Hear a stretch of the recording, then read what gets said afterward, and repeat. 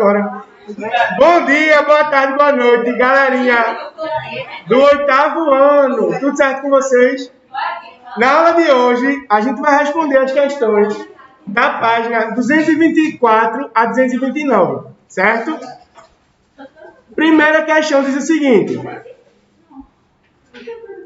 a puberdade é um período de intensa mudança. Quem tiver sentado de lado, por favor, sente olhando para frente. Na mudança da estrutura corporal, tanto para meninos quanto para meninas. Queria tanto que as pessoas sentassem da forma correta, né? Olhando para frente. De acordo com seus conhecimentos, cite algumas dessas mudanças. Professor, pelo amor de Deus. Quais mudanças eu vou ter no corpo feminino e no corpo masculino? Ó, primeiro, falando sobre a puberdade. Nós passamos, certo, por 3 grandes mudanças. Na barriga da nossa mãe, com 5 anos e com 12 anos, certo? São as maiores mudanças que o corpo humano passa. Para que servem essas mudanças? Para preparar a gente para alguma coisa. Para quê? Para ter a capacidade de poder reproduzir, certo? A gente começa aos 12, mas a gente só termina aos 18. Isso quer dizer que a gente está pronto para ser pai ou mãe? Não. A gente fisiologicamente está apto. Mas ser pai ou mãe lida apenas com o fisiológico? Não. Também tem o mental. Com 18 anos, alguém está pronto para ser pai ou mãe? Não. Não está. Certo?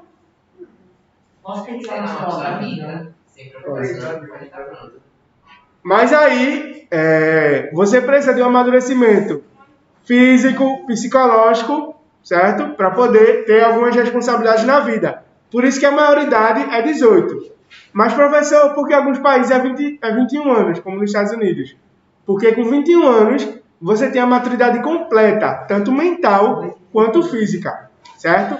Nosso cérebro se matura totalmente com 21 anos, certo? Aí você poderia perguntar, mas por que alguns países permitem que as pessoas bebam antes dos 18? Tipo, tem países que permitem com 16.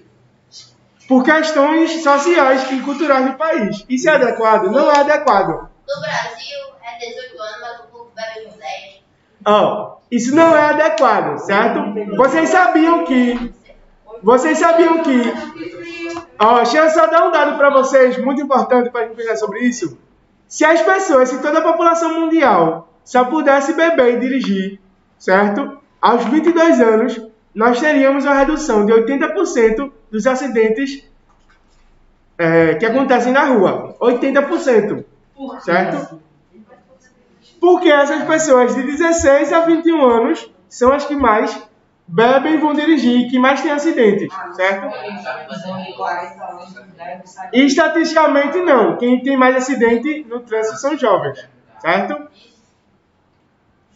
E aí, qual a resposta correta dessa pergunta?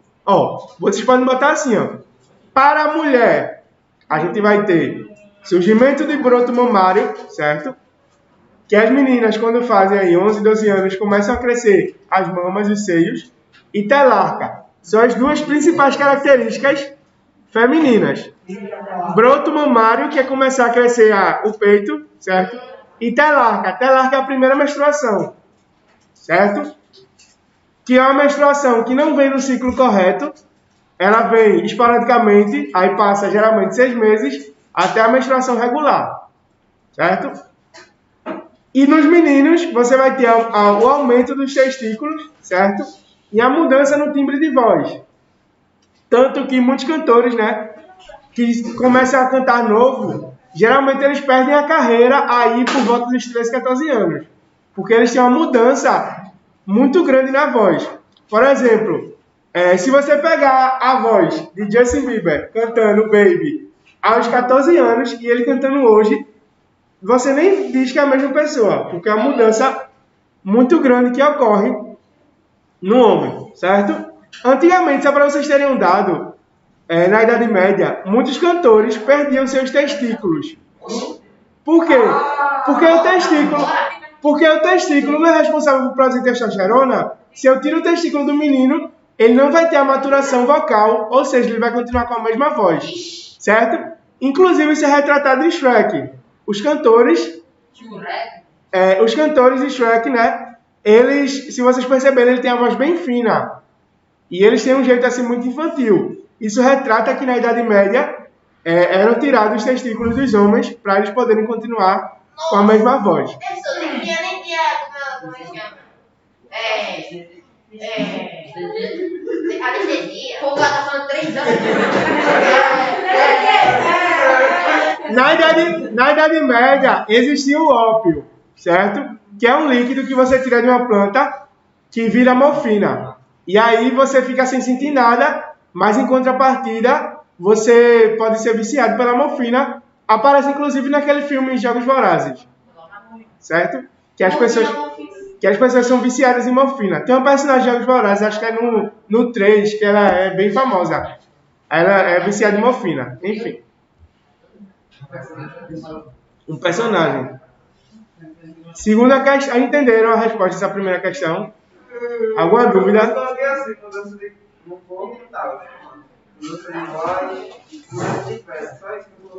Certo.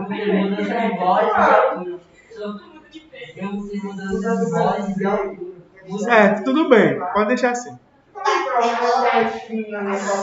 Segunda questão. Pensando na constituição do sistema genital masculino, descreva o caminho que o espermatozoide faz desde a sua produção até a saída para o ambiente externo. Eu posso falar, mas isso aqui eu acho que fica melhor no quadro. Deixa eu fazer para vocês verem.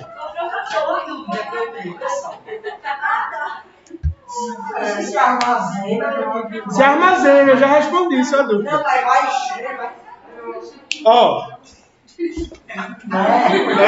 O espermatozoide ele é produzido durante 72 horas, certo? Ele é produzido enquanto célula. A célula do espermatozoide. Só que essa célula... Ela dura 72 horas. Fica esperando 72 horas. Deixa eu responder.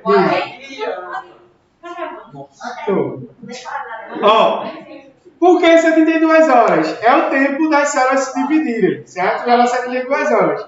Só que o espermatozoide, ele, numa parte dessas 72 horas, ele se divide enquanto célula e depois ele passa para o epidídimo, que é a região posterior ao testículo, que armazena e matura o espermatozoide, certo?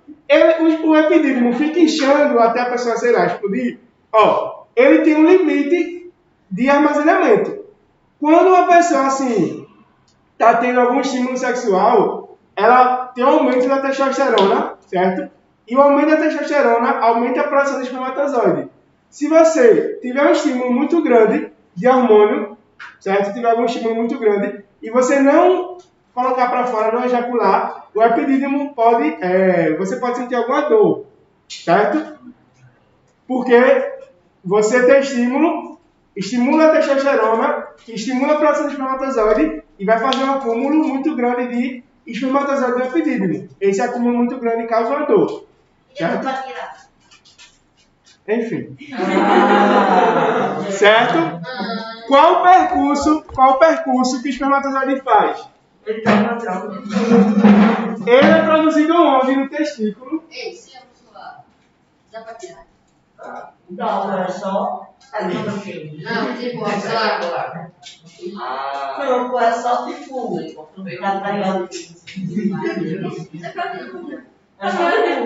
Testículo, epidídimo. Não, pô, mas já são também.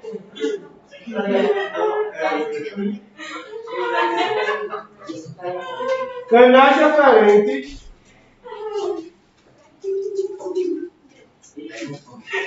E uretra.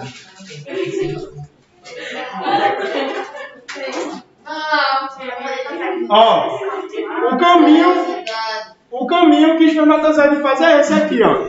Ele é produzido no testículo, vai para o epidídimo, onde se matura e é armazenado, vai para os canais deferentes, certo? Que é o caminho que o sêmen faz. Aqui nos canais deferentes, ele passa por 3 glândulas. Glândula bulbouretral, próstata e glândula seminal, certo? Depois ele vai para a uretra até ser ejaculado. Para que servem essas 3 glândulas? essas 3 glândulas, elas vão dar um líquido maior ao sêmen, certo?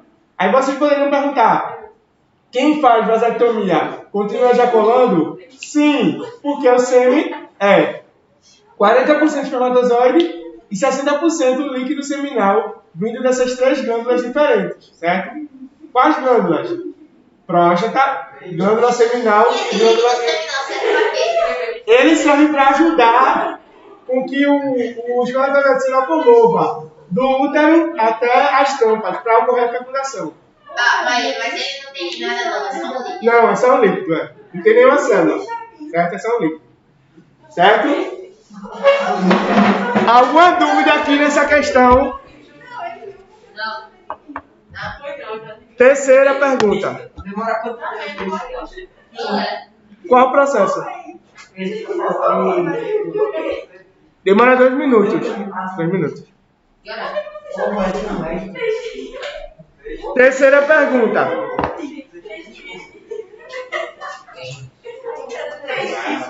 Terceira pergunta. O sistema reprodutor engloba os órgãos que produzem, transportam e armazenam as células germinativas, que são responsáveis por dar origem aos gametas.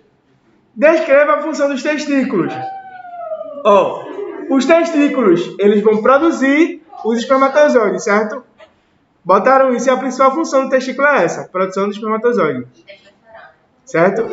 Quem assistiu minha aula de terça passada, quando estavam os jogos online, eu mostrei lá um vídeo em 3D, certo? Aí eu mostrei lá os testículos, como ele é por dentro. Eu vi. Quem assistiu a aula viu, certo? Mostrei tanto o sistema reprodutor feminino em 3D, quanto masculino em 3D, certo? Para vocês poderem ter uma noção de como é o corpo, certo? Quem viu, viu. Quem não viu, pode ver ainda. Quarta questão. O quê? De espermatozoide.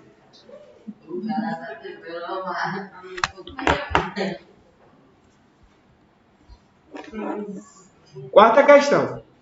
O útero é o órgão onde ocorre o desenvolvimento do embrião após o processo de fecundação, que ocorre nas tubas uterinas.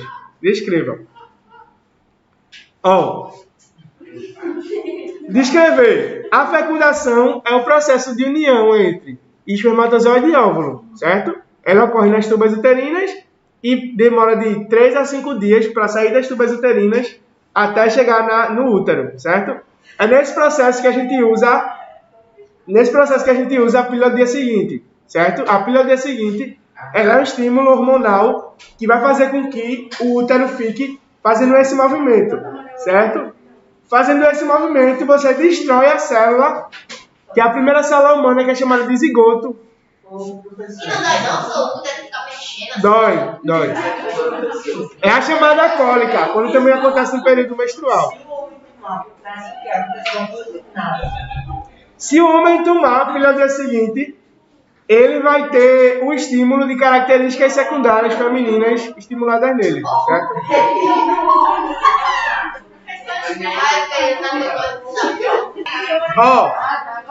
Repetindo aqui o processo de fecundação. A fecundação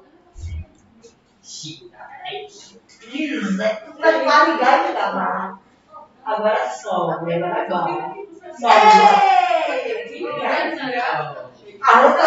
A fecundação é a união do espermatozoide mais o óvulo, certo? Quando eu tenho a junção do espermatozoide mais o óvulo, ele vai entrar e vai jogar seu material genético. E aí o óvulo fecha e se transforma em zigoto, que é a primeira célula humana. Onde ocorre esse processo? Na tuba uterina. Algumas mulheres podem ter o desenvolvimento embrionário na tuba uterina. E aí você tem o aborto espontâneo, certo? Porque não tem condições do corpo de desenvolver um feto na tuba uterina. E aí, esse zigoto leva de 3 a 5 dias até passar para o útero, que é o processo chamado de nidação. E lá no útero você vai ter o desenvolvimento do feto. Certo? Alguma dúvida? Alguém não entendeu? Quer que eu repita? Pegou? Quer que eu repita? O espermatozoide mais o óvulo vão se juntar. Esse é o processo chamado de fecundação. Gera a primeira célula chamada de zigoto.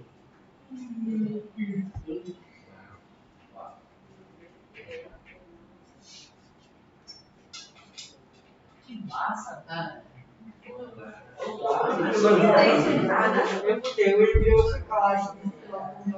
Certo.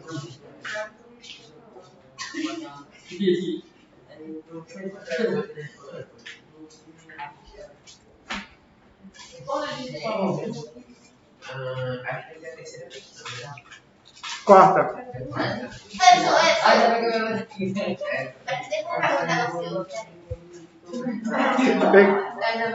Zigoto, e aí esse zigoto passa da tuba uterina até o útero, demorando de 3 a 5 dias. O quê? Certo.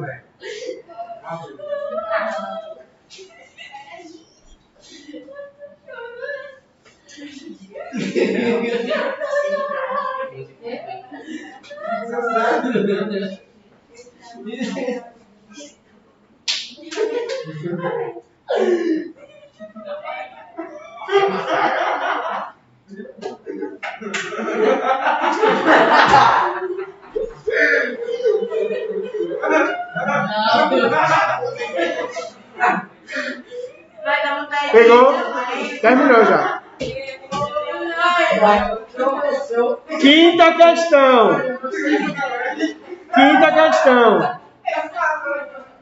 Quinta questão, Otávio. Bora lá.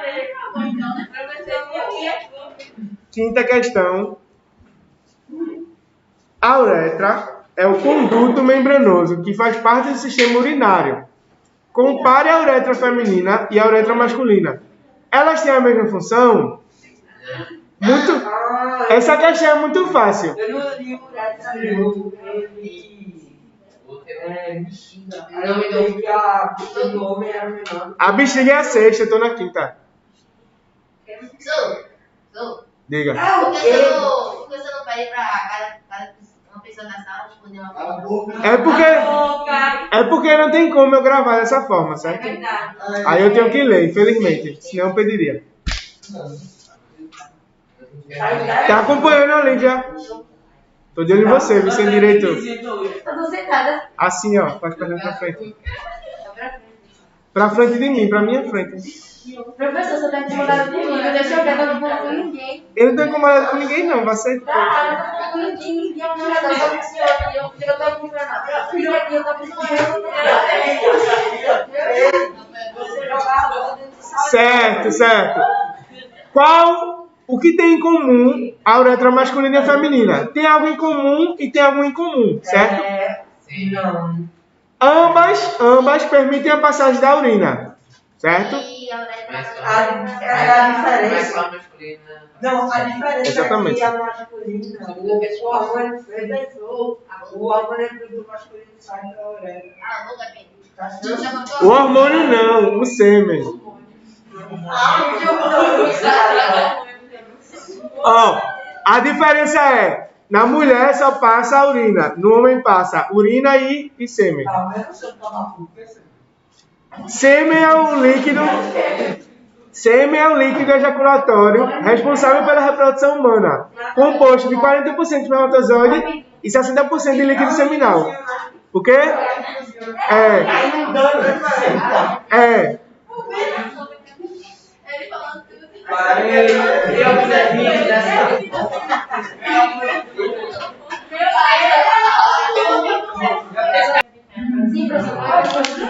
Quinta questão. A uretra, na mulher só passa urina e no homem passa urina e sêmen, certo? O que é sêmen? O líquido ejaculatório do homem responsável por jogar os espermatozoides no útero feminino para poder ocorrer a reprodução, certo? Formado de 40% de espermatozoide e 60% de líquido seminífero, que é formado em 3 glândulas: glândula bulbouretral, glândula seminal e próstata, certo? Alguma dúvida sobre essa quinta questão? Sexta questão. A bexiga e a uretra fazem parte do sistema genital do homem e da mulher? Ó, essa questão tem uma pegadinha, certo? A resposta é não. Não fazem parte do sistema genital. Fazem parte do sistema excretor. Sexta questão. Não faz parte, não, mesmo. Nada mais. Não, não porque aí diz sistema genital, certo? Ele não faz parte do sistema genital, e sim do sistema excretor. Entendeu?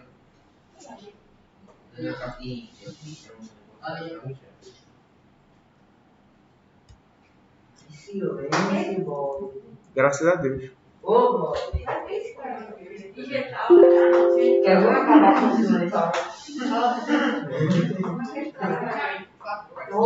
Genital. Genital. Eu botei não faz parte do sistema genital. Exatamente. Parabéns, Otávio.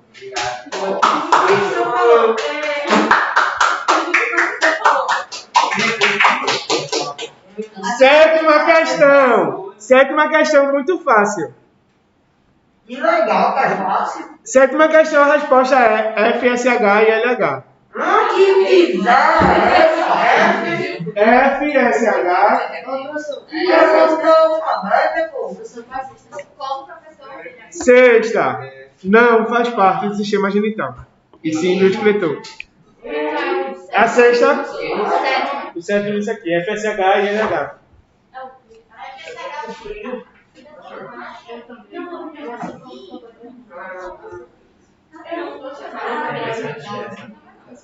O que é que significa FSH? Folículo estimulante, certo? Que vai estimular o folículo, que é a região lá no ovário.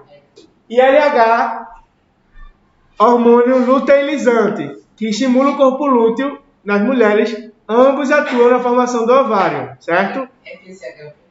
FSH significa hormônio folículo estimulante, só que é do inglês, certo? Ambos são derivados de termo de inglês. Só que hormônio em inglês também é com H, certo? É por isso que tem um H ainda, certo? Oitava questão. No sistema genital masculino, não são produzidos apenas os espermatozoides. Os hormônios testosterona, responsável pelas características sexuais, também ali sintetizado. Explica o local onde ocorre a síntese do hormônio testosterona. Oitavo, muito fácil também, né? Testículo. Testículo. Eu sei, pô. Deu fecho. E a mulher? Não, o escroto é a pele que reveste. É o saco.